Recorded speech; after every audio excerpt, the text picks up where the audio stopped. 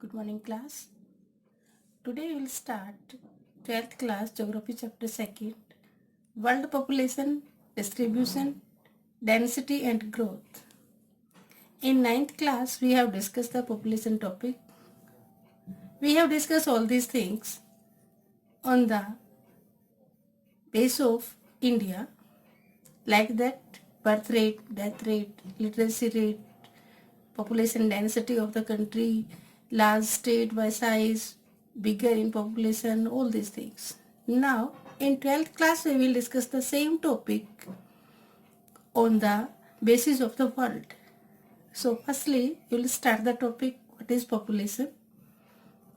Why population is so important? So, in previous classes, you all have discussed that three types of resources are there: natural resources, human-made resources, and human resource. So, the people of a country are the real wealth. If there are human beings are educated, human beings having skills, then they can modify the natural resources so easily and get benefited from those. So in our today's topic, we will discuss that what is population, what are the population patterns, density of population, factors of population distribution, components of population change, then demographic transition of population growth. Let me start the topic now. The population of a country are the real wealth. The patterns of population, we all are aware that, for example, in our country India, 50% population is settled in 5-6 states. Why? What are the factors working behind this? Easily you can tell that in some states the hard climate is there, topography is not evenly distributed, job opportunities are not there, medical and education facilities are not available. So these factors also working on the distribution of the population in different part of world also.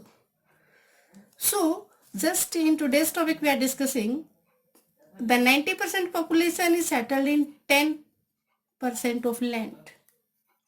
You all are aware about the geographical area, and you all are aware about the total population of the world. It is near about 6 billion. So 90% are living on 10% of land. 10 countries, most populous countries of the world are contributed about 60% of population. And out of 10, 6 are in Asian continent. For example, China is the most populous country and India is following that. Now we are discussing density of population. What is population density? Why do we discuss this point? Listen carefully. Ratio between the number of people and the size of land is known as population density. It is very essential to know that. It is essential to know that how many people are depend on per square kilometer areas. So because of most of the people and living beings are depend directly or indirectly on natural resources. So density of population is equal to population upon area. For example, in India, Bihar is the most densely populated state and UP is the most populated state of India due to the geographical factors and the social and economic factors. Now we will discuss the factors of population distribution. Firstly, I told you that people want to live on that areas where they are getting job opportunities, medical facilities, education facilities, even distribution of the resources, even distribution of the topography, so that they can construct railways and roadways like that. Firstly, we are discussing the geographical factors. People want to live in suitable climate, availability of water resources, evenly distribution of land pieces, fertile soil for farming activities, plain areas for resettlement of the houses, roads, railways like that. economic factors. People want to live on those areas where they are getting job opportunities easily. Then social factors. Due to some religious problems also, people have to resettle their placement also, due to political issues also. So these are the factors which are distributing people in unevenly. Next topic, population growth. What is population growth? Population growth, difference between birth rate and death rate. What is death rate and what is birth rate, we will discuss in this topic. Components of population change. In population growth topic, subtopic is there, components of population change. What are the components? On the basis of these, the population can be changed in a particular area. CBR means crude birth rate. If birth rate is high, for example, 100 people are living in a particular region. After 1 year, 110 counting is there, then 10% birth rate is there. Then death rate, how many people dies out of 1000 people in a particular region, that is known as death rate. Migration can be two types, internal as well as external. In internal migration, people migrate from one place to another place in the same country, from rural to rural areas, rural to urban areas. In internal migration, people are migrated from a country to abroad countries and settle there. These two factors are working behind the migration, push factor and pull factors.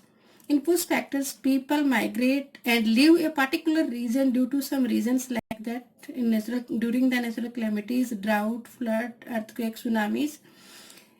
When they are not able to getting the food items and the other commodities, they are not able to live their lives, then they leave that place and search another areas, migrate from one place to another. Some pull factors also working behind that. Now at present scenario, from the rural areas, people are migrated in urban areas in search of jobs, medical facilities, educations like that. Now we will discuss the most important part of today's topic, demographic transition. What is demographic transition? Why do we need to discuss this? Demographic transition refers to population cycle that begins with fall in death rate, continues with a phases of rapid population growth, and concluded with a decline birth rate. So we can say this theory shows light on change in the birth rate, death rate, and consequences of the growth rate. Population of any region changes from high birth rate to low birth rate, high death rate to low death rate, agrarian lifestyle to urban style, and illiterate to literate people.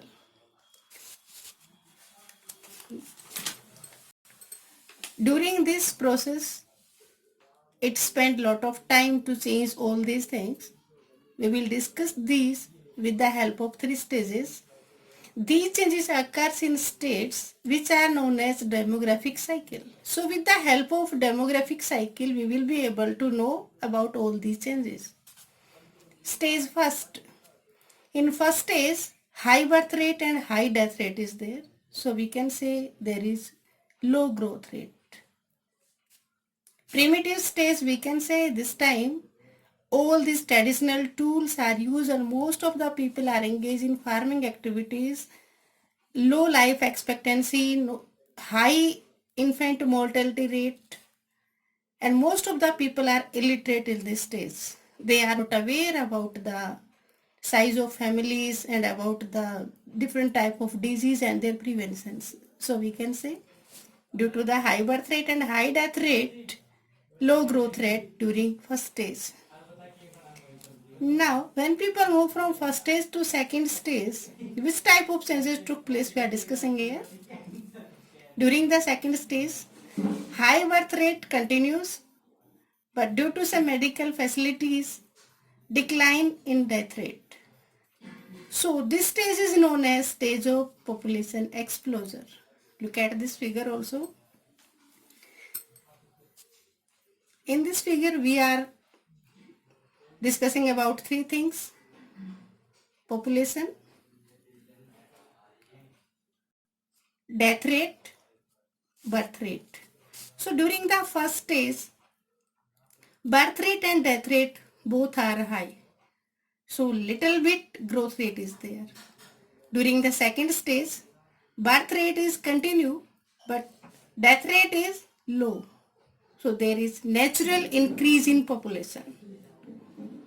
All are looking in this figure also.